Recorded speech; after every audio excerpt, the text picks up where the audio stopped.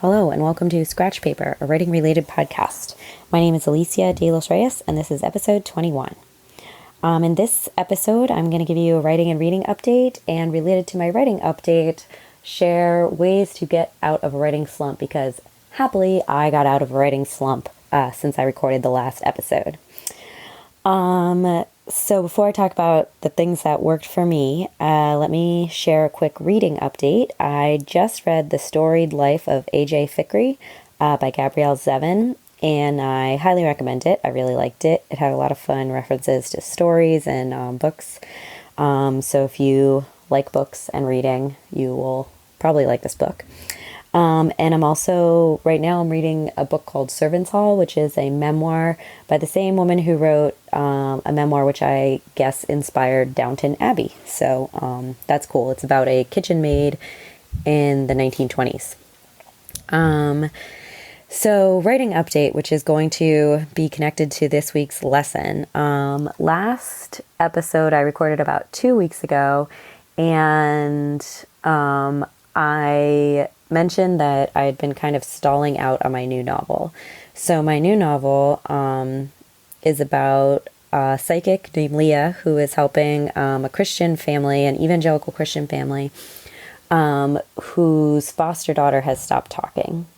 And I'm really enjoying writing the book, but I kind of had stalled out at around page 70. And I think I made it to like page 75, but I was like, it was grueling. And I remembered back to when I was writing Finding Lucy, which is my novel that is out on submission right now. I remembered when I was writing Finding Lucy that I stalled out, I think, around like page 60. And I remember there was 1 week where I was just like, okay, it's time to just finish this novel. It doesn't matter how it finishes. Even if it's like the worst ending ever, just like sit down and write it. But I had like left it for like months before then. So I guess like around page 60 or 70 is like my natural stopping point.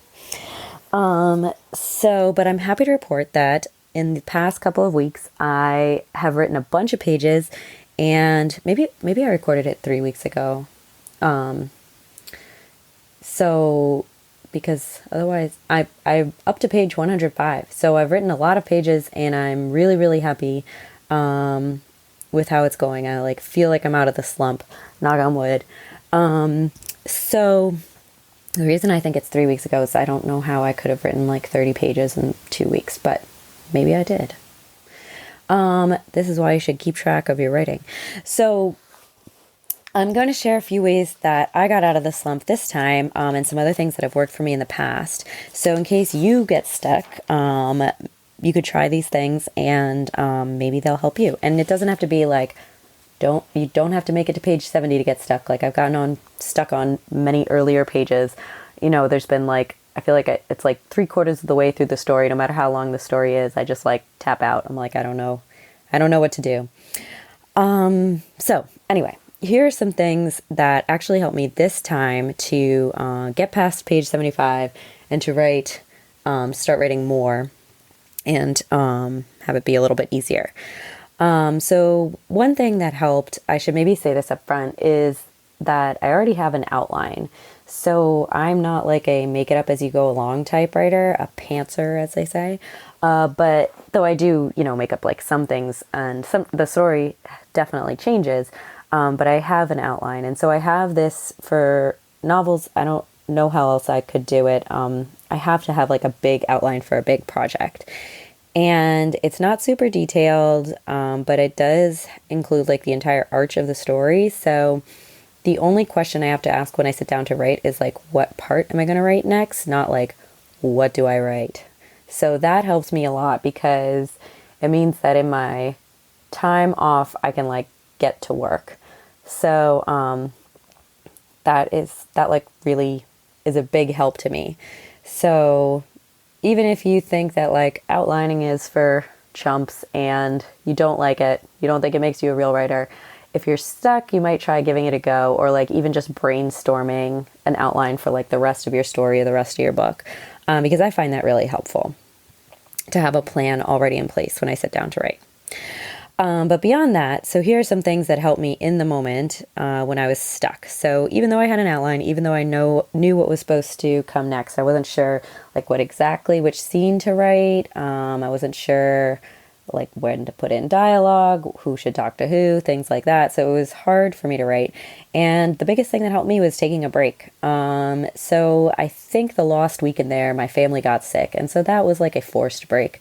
And though it was a bummer that my family was sick, it was also nice to not feel like I had to write. So don't beat your head against a wall indefinitely. Like sometimes taking a break, like a week or two off, can really help because in that week I read a lot of books. And so that's my next recommendation. I read a lot. I just read whatever looked interesting to me. I went to the library, I picked out a bunch of books, and I read them all. I didn't read them all. I read a few of them that I really liked. And I didn't worry about, like quality of writing. If I was reading great literature, I just read some enjoyable stuff. And it was just nice to read words and have some exposure to something new. It got me out of my head and got me out of this funk a little bit, I think. And then when I started to get back into writing, so maybe like I took 10 days off, let's say. I think that's about right. When I started writing again, I decided to make myself sit down for longer. So I had been getting into the habit of just writing for maybe even only like half an hour or an hour. And I would stop after about 1,500 words, which I think is great. That's a great word count for me. But this is like a novel and it's not, it wasn't letting me get into the story as much as I could. And it was making me just kind of like chop up the chapters and jump from scene to scene because I would sit down to write a scene and then I would stop writing. And then a couple days later, I'd sit down to write a new scene. And it was like a totally different scene. And so it was hard to get back into the story. I was kind of losing the thread and losing my interest in the story. And so I decided to force myself to sit down for like 2 or 3 hours one afternoon. And in that time, I was able to write, and I also made myself write more, like not stop after 1,500 words. And so I was able to write like, I think 5 pages, and that was awesome. So that was like, not only was it good for me to sit down because I actually had to write for longer, but it also was really motivating to see that I could write 5 pages. When your progress is increasing by 1 or 2 pages each week, or maybe 3 pages each week, the end is so far away. And writing 5 pages at a time helped me like move forward faster, literally, and also it motivated me to want to move forward because I could see the progress I was making. Kind of related to that is to do the math and like figure out how much longer your pages will actually take you. So I figured I had 25 pages left, and at the rate I was going, I was writing like maybe 3 or 4 pages a week. And I was like, oh my God, it's going to take another 3 months to finish these 25 pages. So I think that this can go both ways. Like if you do the math, sometimes you might realize like, oh, I only have 3 months. That's not very long to reach my page goal. Or you might be like me, be like 3 months. I've already been working on this for 3 months. I want to get there faster. And then you can try and up your word count if you have the time. But either way, I think it is helpful to see the numbers because it like makes it tangible. It makes your writing like an actual thing that you're working up to, as opposed to this like nebulous, like, oh, I'm working on a novel, which I feel like a lot of people say, but what does that really mean? So, do the math and calculate how long it will take you to write, however much you want to write, and then let that either like light a fire or be inspiring and comforting to you. Then the next thing is to celebrate smaller milestones. So I made like a checklist, and instead of I had like 5-page increments before, and I made shorter increments. So it was like 1 or 2 pages because I realized that that's what I was writing at first. And then also when I got to page 85, so 10 pages from when I was stuck, I celebrated. I was like, oh, I made it to page 85. That's huge. I only have 15 pages left now till I reach my 100-page goal. And I stopped writing and I went to a really cute fabric shop in Pioneer Square in Seattle, and I bought an embroidery kit, which I became obsessed with embroidery. So I did something like completely different from writing, and it was really fun. So yeah, celebrate your milestones, because otherwise they just like float by and you never get to feel like you're doing anything. You're just kind of like knocking milestones down without noticing. But milestones are important. And in writing, I think you have to make your own milestones, because a lot of times other people don't know about them, especially if you don't tell them.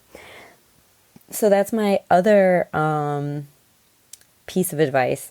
My last piece of advice is to tell somebody about your progress. Tell them what you're working towards and tell them when you reach your goals. So I will text my husband when I reach a new page count that I'm proud of, and he'll be like, great job, give me a cute emoji.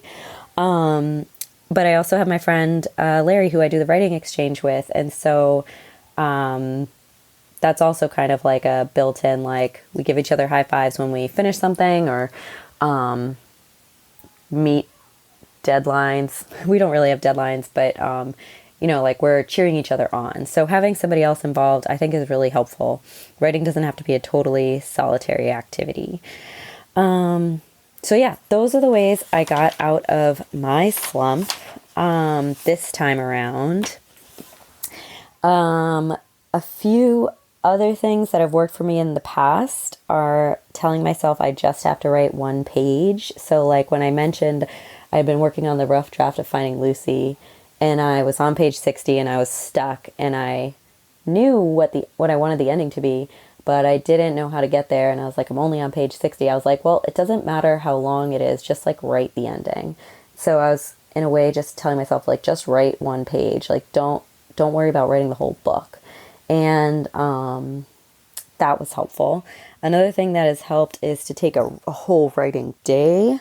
So that really helped me when I was revising Finding Lucy. And once again, it seemed like I was never going to get to the end. And then I had a whole day to myself to just write. And I was able to get a bunch of pages done. And that motivated me to get through. I remember it was 22 pages I had left when I came back after having like 50 or something like that, which was like a huge number. And then I cut it down to 22. And I realized it was possible. I was going to reach the end and revise this manuscript. Another thing would be to take a change of, get a change of scenery. So I usually work in a coffee shop around my neighborhood, but sometimes for fun, I will go to a new coffee shop, and I feel like the vibes are different, the people are different. I'm not seeing the same things I always see, and it can help get me out of a rut. And another thing is to just make your writing area pleasant. So if you're stuck writing in the same sad place every day, like your car or something, try going to a coffee shop or a library or a free museum, or drive to a pretty place, or if you're taking the bus, try and go to a new spot. Just try something new that will to enhance your writing experience. Like I will make myself a cup of coffee or open up the windows or something like that. And then the last thing is to talk about it with somebody else. So I mentioned how useful it is for me to share my milestones with other people, how encouraging. But also when I get stuck, sometimes I will email my friends and ask them what I should write next, and they help. They will give me ideas. I'll be like, I'm stuck. I need, I don't know where to set the next scene, what to make my character do next. And people who are not writing your story are not as personally invested in it, and they can suggest things that you might not have thought of yet, and that could be fun for you to write. So having an outside perspective like that, it takes a bit of the pressure off and opens up new possibilities. So I hope those suggestions help you to get out of a funk, whether you're stuck on page 1 or stuck somewhere in the middle or stuck at the end of your story or manuscript. And I would love to hear what things you do to get out of a funk. You can comment on the show notes at aliciadelosreyes.com, ALICIADELOSREYES. and this is episode 21. So you'll find the show notes there, and you can also find me on Instagram. I'm Likes Oatmeal, and also on Twitter as Likes Oatmeal. And yes, thank you so much for listening. Happy writing.